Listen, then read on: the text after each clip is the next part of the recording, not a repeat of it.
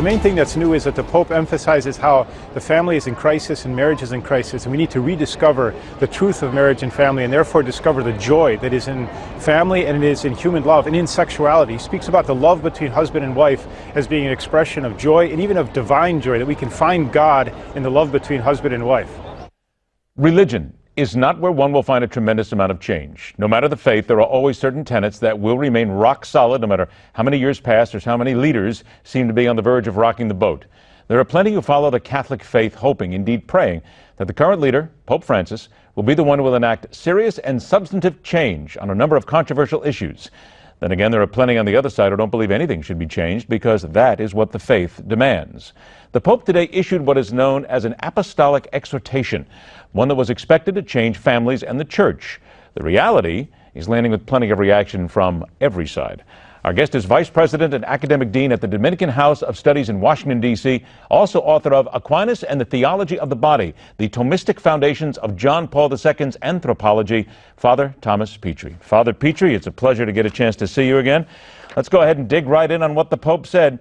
Less strict, more compassionate church. And if you look at the comment that I think caught a lot of people here was, the church turns with love to those who participate in her life in an imperfect manner because they all have to be integrated into the life of the ecclesial community. Now, Father, what a lot of people are saying is, this is wonderful. He's talking about bringing everybody involved.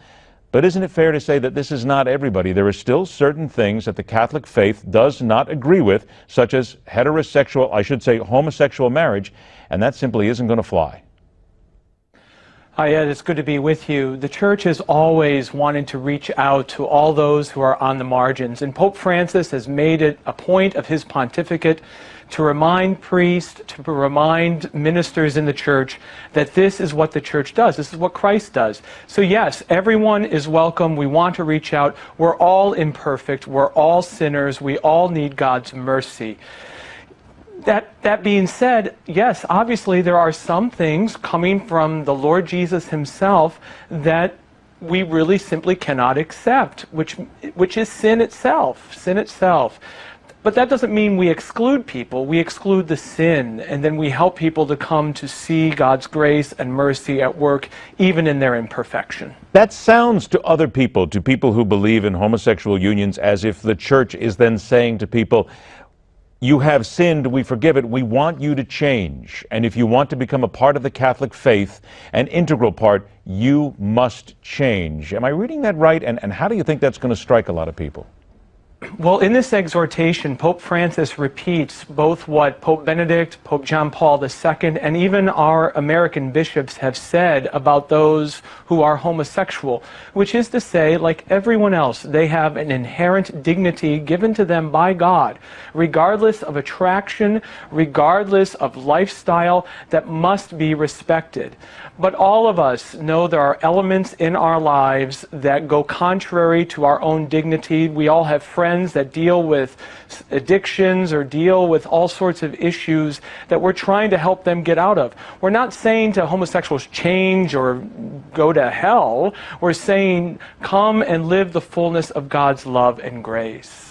Let's talk about this line here. The priests, according to the Pope, welcome single parents, gay people, and unmarried straight couples who are living together. Is it not fair to say that from the Roman Catholic Church of what we knew maybe just as early as 10 years ago, that is still a major step forward, and there are going to be a lot of people in the Catholic faith, I've spoken to some of them myself, who said that they're not even comfortable with that being done? Well, I would think if people don't understand that single parents have been welcome in parishes throughout the world for much longer than this papal exhortation, it's been going on for hundreds and hundreds of years.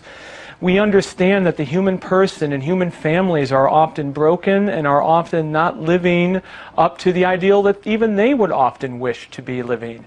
And so the Holy Father, with this exhortation, is simply reminding everyone something that is not new, that we are a people of mercy and a people of welcome. There's also the line where he says, we have been called to form consciences, not replace to them. Doesn't that basically say to a lot of people that what we're talking about here is your conscience? Isn't that the Catholic Church telling people that we want your conscience to be clear? Well, I think that's the spin that many are going to give it, unfortunately. But the Church has always promoted conscience as a judgment of reason, not a judgment of emotion, a judgment of reason. And that means that the conscience has to be properly formed. You simply can't say, well, my conscience says this is okay, and therefore it's okay. And Pope John Paul II made that very clear during his magisterium, as did Pope Benedict. And even in this apostolic exhortation, Pope Francis continually talks about things and ways of living that are simply not good and not appropriate. For example, when children are used in separations as weapons, when spouses use children as weapons against each other and use them as pawns in custody battles. I got about 30 seconds left here. I'm going to go off onto a political side here because I know you're going to agree with me on this one. Bernie Sanders is going to the Vatican. It is a conference on social, economic, and environmental issues. He has accepted the Pope's invitation to go there, not confirmed whether the two men will actually meet. Quick to say here, Father, Pope's not going to get involved in politics, is he?